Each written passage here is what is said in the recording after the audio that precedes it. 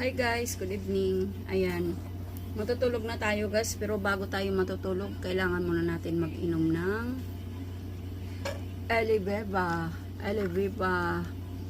collagen peptide hyaluronic acid. Basta yun na yun. Bahala na kayo dyan guys. Ito konti na lang yung aking food supplement ko guys.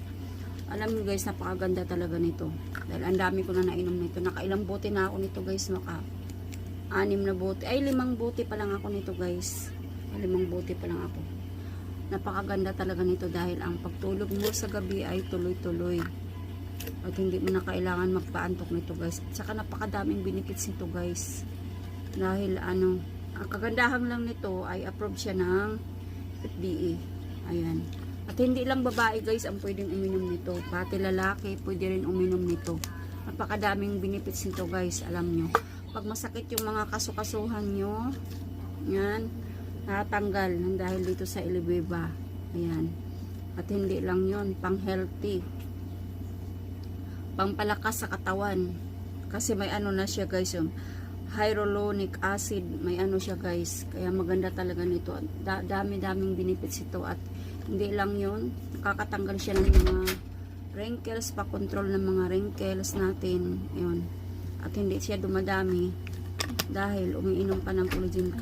Katulad ko guys na medyo tumatanda na, kaya kailangan talaga natin uminom ng collagen.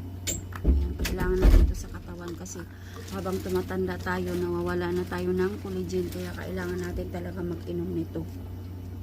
Ayan, ang inom ko nito, gabi lang, pero pwede rin kayong uminom sa isang araw, 2 beses, umaga at saka gabi.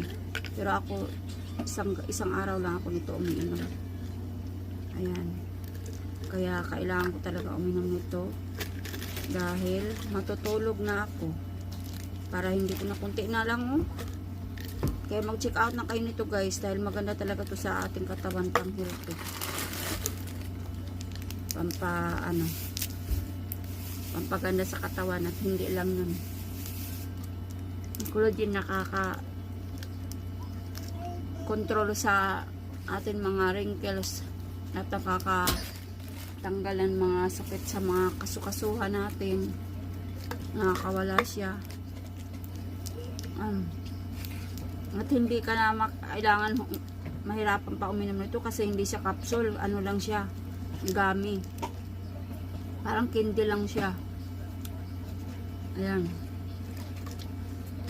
At maganda lang yung packaging niya. Oh. Napakagandang packaging.